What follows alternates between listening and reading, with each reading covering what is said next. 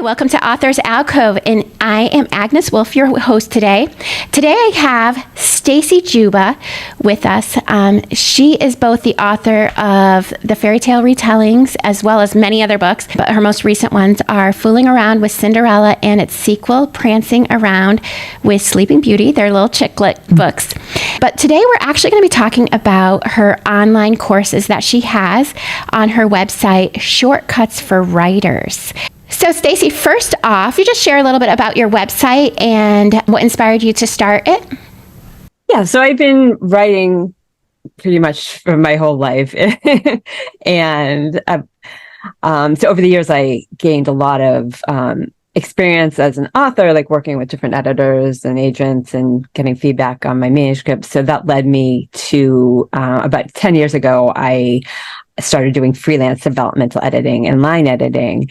And as I worked with more and more clients, I realized that they were making the same kinds of mistakes over and over. I was seeing just this patterns in writers of all levels, whether they're beginner, intermediate, or even advanced. They were making the same kinds of mistakes. So that led me to start Shortcuts for Writers. And I created my first course, Book Editing Blueprint, a step-by-step plan to making your novels publishable, which was designed to teach writers how to think like an editor so that they can cut down on rounds of editing, because editing is very expensive. And a lot of times they don't realize that. They think it's just going to be one round. And then they're very surprised when they get a letter back, a 10-page letter back with all these suggestions for rewrites. And then, of course, they probably would want to submit it again to get more feedback. And this could go back and forth a few times. And of course, most writers have a limited budget and just can't spend thousands of dollars on editing. So my goal isn't to replace an editor, but to just kind of teach them how to think like an editor and catch as many things on their own as possible before they invest in in paying for an edit. And I was really impressed by the prices that you had, because they seem very reasonable, something affordable. And that seems to be like a theme I noticed on your website. One of the things you emphasized on it was to pursue the passion of writing and how to save money and time on your writing journey. Could you just explain how that particular course helps accomplish, both saving money and saving time?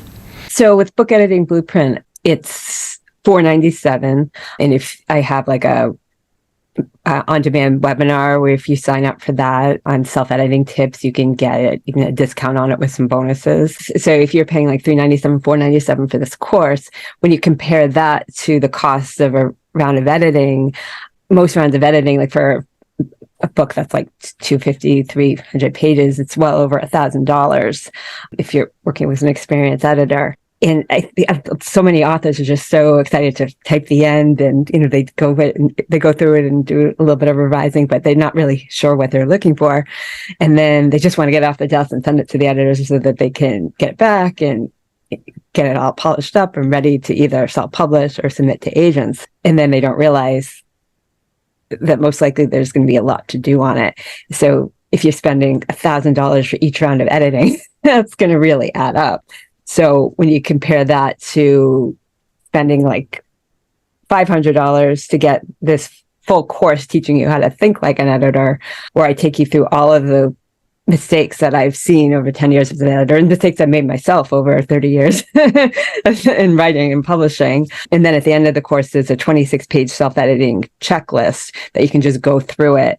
It's from the big things like character arcs and plot mistakes and point of view to the little things like line editing and even some of the most common copy editing mistakes. So to be able to go through that and just catch a lot on your own, you're going to be able to cut down on some of those $1,000 rounds of editing. So sometimes people will look at the course and be like, oh, that's expensive. I want to put my money toward an editor, and I have to educate them that, well, the thing is, you're paying for one round of editing, and you're probably going to need more, especially if you're a beginner or maybe you've self-published a couple of books, but you haven't really worked with a professional editor that much. Even authors I have that have had contracts with traditional publishing houses and they publish multiple books, a lot of times they can't even get it done in one round of editing because sometimes they're like writing fast and on deadline and thinking about, they have a 3-book contract and they're thinking about the next book while they're writing this one.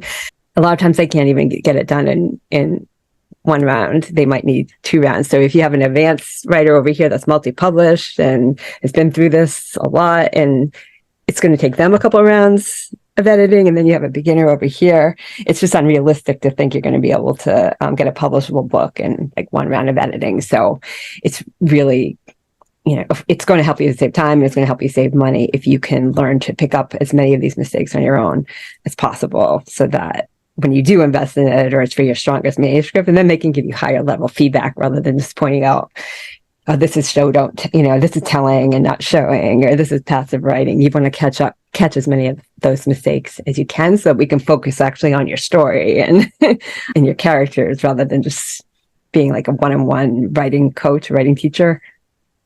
I've talked to several authors, and everybody gives a different number, but I've noticed that probably the most frequent round of edits that I've heard people do, and that includes their own self-edits, making sure consistency and stuff like that, it's about 6 or 7. And so I cannot imagine paying for 6 or 7 if you were to actually have an editor go through that. You had focused a lot on time management, it appeared. What are some time management tips you might recommend for an author? So I've been writing for at different stages of my life, so I know that it can be challenging depending on, if you're working full time, or if you have young kids at home, or caring for elderly parents. There's only so much time you have in a day, and a lot of times that can, you can be exhausted by the time you sit down to write. First, I try to remind them that it's not about quantity of time, it's more about the quality of time. So even if you just do 10, 15 minutes a day, that's much better than doing 1 hour long session once a week, because it's going to take you time to get back into your story, and you could just make a lot of progress. I wrote almost an entire book during when I was working full time on my lunch break.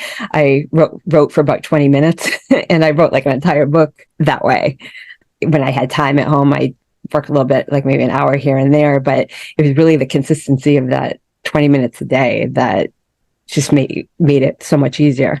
And then another thing you can do is make a note to yourself, if you're writing on a Word file or whatever your platform is, make a note to yourself about what's coming up in the next scene, so that you can just kind of jump right in. And I like doing some research, if I'm writing a scene and there's some things I have to describe, and I know I kind of need to get some inspiration. If I'm describing a restaurant or something like that, I might write down some details just to so it'll be easier to write that scene. Or if I'm looking for a really fancy French restaurant, maybe I'll go online and look at really fancy French restaurants to see what's in their menu and how are they, what are their pictures, what do they look like, and just to write down some descriptive details in my file, so that when I sit down to write the scene, it's all there. I just have to kind of weave it in, and I'm not trying to come up with things out of, when I have that limited time of 10 minutes, I'm not trying to think of those details. I already have them there. So even if you don't have much time, you can do kind of pre-writing things like that. Make yourself some notes. Another thing I would say is just if you do have long stretches on the computer, if you are able to have 1, 2, 3 hour writing sessions, take some breaks. Don't push through it. I've made the mistakes of trying to push through it, and I've had a lot of neck aches and achiness. And it's really, if you just can get up and you take a walk, you can find that when you come back, you actually a lot more productive than if you try to force yourself to stay chained to your computer, because you need those breaks. What are some routines that might help a author be a little bit more effective? One thing I've done is the Pomodoro technique, which is where you set a timer for 25 minutes or so, and then once it rings, you get up for 5 minutes, and then you sit back down and you do 3 or 4 cycles of that if you have time. And I find that's really helpful, because it just keeps you focused. You have to get that done during that time, and then you're going to get your little reward as you get a little break and then you sit back down. There's time blocking. I'm very big into planners. I have an addiction to planners, daily planners. I use a Google Calendar. I use a written planner. You don't have to be as obsessive about planners as I am, but I think the important thing is one thing I do is every Sunday, I just look at my planner for the week and I look for pockets of time, or you might look for a pockets of time where where everyone's out of the house and you just might have an hour uninterrupted to write. That could be, or where you just have like 10 minutes and just look for those and just kind of write on your calendar when you think you'll have some time to write. So I'm a big believer in like always looking at your planner and just looking for those pockets of time. Doesn't have to be a big pocket of time. It can be a little one, but just trying to visualize when you're going to try to fit it in. Obviously, I've been into the time management one because I looked all over that one. But it stated that it had it was a 4-part framework. Do you remember what the 4 aspects of that particular course was? Yeah, I think it's unique in that it doesn't just focus on like the writing. There's one very, very big section that focuses on writing routines and writing sprints, which is like where you set a timer and for 15 minutes or 25 minutes and then you write, and then if you have time, you can do another one. But it's not just that. The first part of it is like electronic clutter. And I just found that clutter is a distraction, whether it's external clutter, like, in your house, or if everything is just a mess. There's been studies that have shown that it detracts from your creativity and your productivity, sort of having a strike against you right from the start. So the first part of it goes into how you can like streamline your electronic clutter, like, your emails and how you can organize them, and your files, your computer files, so that you're not spending 10 minutes, say you have 20 minutes to write, you're not spending 10 of them looking for your notes and your files, your bookmarks and your computer. There's just so many things you can do that can save you some time. And then another aspect of it is the physical clutter, the clutter in your surroundings. And I talk about like writing spaces, like your office, ways to set up your office. And if a lot of people don't have the luxury of having their own office, they might have to have a corner of the dining room table or a small corner of their bedroom. And so I kind of talk about how you can have like a little mobile office, even if it's like having a little cart that you push around with you that has everything there. So you don't have to kind of go spend 15 minutes getting everything you need. Just have it all together in like a little bin or something that you take around with you to different parts of the house. So, because a lot of writers they just can't be chained to their computer. They have to go, right. Yeah. And then the third part was internal clutter, which is talking about things like meditating and getting out to exercise and different ways you can fuel your creativity. Because if your mind is just filled in it, again, you can't just force your muse to cooperate with you. When your mind is just filled, sometimes you have to clear it, which is what I was saying before. Like when you don't just force yourself to sit at the computer for 3 hours because you're going to pay for it later. Take little breaks, and you'll be more productive and creative than if you had forced yourself to just stay there for hours. And then the fourth part of the framework was just actually carving out the writing routines and the planning and that kind of thing. So sort of like a holistic, well-rounded framework. And I've honed it over the years because I felt that's what I've needed. I think some people might be really great with the planning and the writing routines, and that was where I was years ago. That was like what I concentrated on.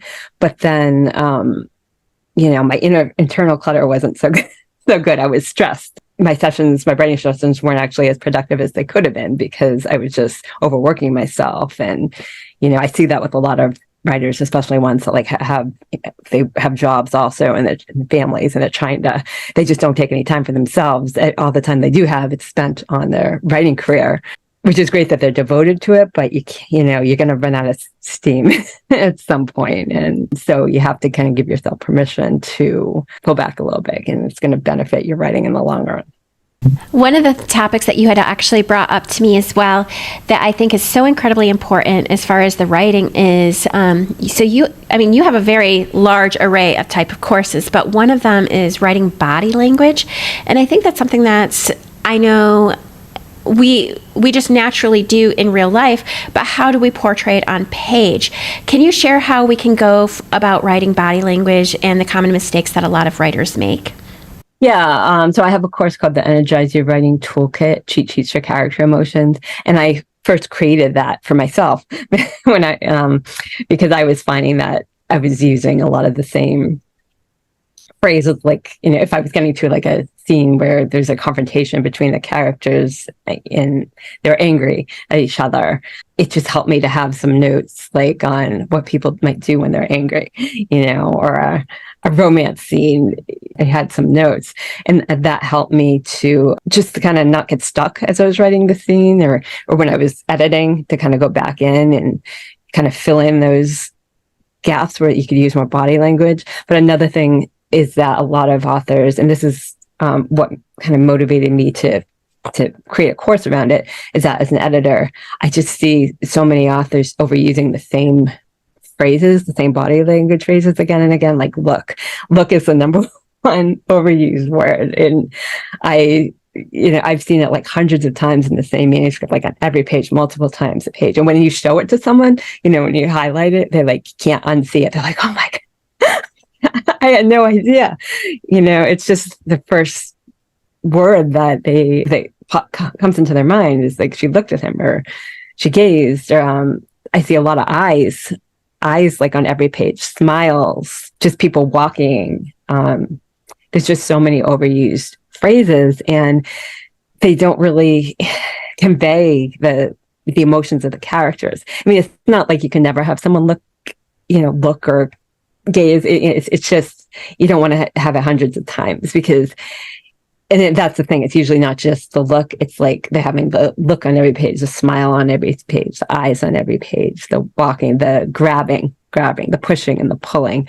It's when you have all those words like on every page, it has this cumulative effect if your writing isn't as vivid as it could be. So I created the Energize Your Writing Toolkit. I have it divided into different categories. Like I have a section on looks and gazes, which just kind of gives them different ways of describing a look or a gaze. I have a section on smiles. I mean, there's different kinds of smiles. There's those evil little smiles. There's grins. There's just all kinds of like a wistful smile. There's just all different ways you can present it. It's basically split into different emotions, and it's lists of phrases, but you can use some of them verbatim, but I encouraged you just to use it as a starting point. So there's also blank lines on each page where you can come up with your own, like go through your past manuscripts and find some ways you've described. You'll probably find some fresh ways you've described these looks and gazes. Body language is just very overlooked by a lot of writers, especially newer writers, and it can really enrich your character. So it's just about raising awareness that you probably have these overused crutch words that you should do a search for and find out what your crutch words were. That sounds like a very useful tool. That's actually one that was really intriguing to me. And so people can go onto your website and they can see all of these different courses that you have, and there are so many. They're very reasonable priced. So what are can you just list off very briefly some of the other courses that you have on there that people might be interested in? So there's the book editing blueprint, the time management blueprint for writers, which was the 4-part system we were talking about, Energize Your Writing Toolkit. And then I also have a course called Perfect Your Plot. And that's like a mini course but there's a lot packed into it, where I talk about the different plot issues, plot patterns I see in a lot of manuscripts. And those are things that can just really derail your plot. Things that you want to make sure you have a strong structure. You're not making one of these mistakes. See, then I have Book Blurbs Made Simple, which is a $9 mini course on writing your book blurb. And I have like a workbook and a lot of materials in there to help you kind of research blurbs in your genre and to come up with like a tagline and a blurb, giving you some things to think about. So sort of like a good overview. And then the Oracle card course, and then the journal, the $9 journal. So those are meant, the Oracle cards for writers and the Writer's Muse journal, they're sort of meant to complement each other, like where I see the journal as like the next step after you've gone through the full course. But if you're already familiar with using Oracle or tarot cards, or if you're just kind of not sure if it's like for you and you just want to test the waters with something $9 instead of $47, that, you could kind of use it to kind of play with it and see if it's something that you'd be interested in exploring. And then I have a lot of free courses also. I have a free line editing course, free looks and gazes guide. That's like a couple of pages from the Energize Your Writing Toolkit. Some free on-demand masterclasses. So definitely visit shortcutswriters.com and hopefully find something that resonates. Thank you so much. I really appreciate you just sharing with us. The question I ask everybody at the very end is, what is one piece of advice you would give to a not yet published author? It's a lot of work, and you have to have a thick skin. Don't take it personally. Whether you might be submitting to publishers and agents, and there's a lot of rejection. You just got to keep going and remember that lots of famous writers have had a lot of rejection. And or it could just be that like you're so excited and you send your manuscript to an editor, and then you get this long, overwhelming letter back with all that you have to do, and you might kind of just have this, maybe it's kidding myself. I don't know if I'm up for this. Maybe I'm not cut out. I shouldn't, just remember that you're not alone, and that, a lot of writers, I'd say most writers have been through this, and a lot of creative people, if it was easy, everybody in the world would do it, and, and they don't. You have a unique voice, and you deserve to get your words and your stories out there, and you can do it. You just have confidence in yourself and keep going in your path, and keep learning and keep writing. Awesome. Thank you so much for sharing. I really appreciate it. And you actually have a couple books that just came out. Can you share the books that just came out? Yeah, my most recent books are Offsides, which is it's a young adult ice hockey novel. It's a sequel. It's actually a sequel to a book called Face Off that I had published when I was 18. And then I wrote the sequel 25 years later because Face Off had like an audience. It's a young adult ice hockey novel. And then book 2 of my Storybook Valley fairy tale theme park series, Prancing Around with Sleeping Beauty, which is like a lighthearted romantic comedy. Thank you very much. Again, I just appreciate all of the words of wisdom that you gave us and all of the insight. And I really encourage everybody to check out her courses online. Thank you very much. Oh, thank you for having me. Thank you so much for listening to today's episode of Authors Alcove. We will be back next week on Wednesday, where we will have a writer share yet another piece of work. Also, every other Tuesday, we do learn from experts such as editors, marketing execs, book cover artists, illustrators, and more. If you are interested in being a guest on our show, feel free to go to authorsalcove.com, go to the podcast tab, and then click on Be a Guest. If you're looking for a healed heart, hop on over to our sister podcast, Strength, Love, and Healing with Authors Alcove. You can find that on Spotify and the Apple Podcast. Thank you so much for listening today. Have a great day.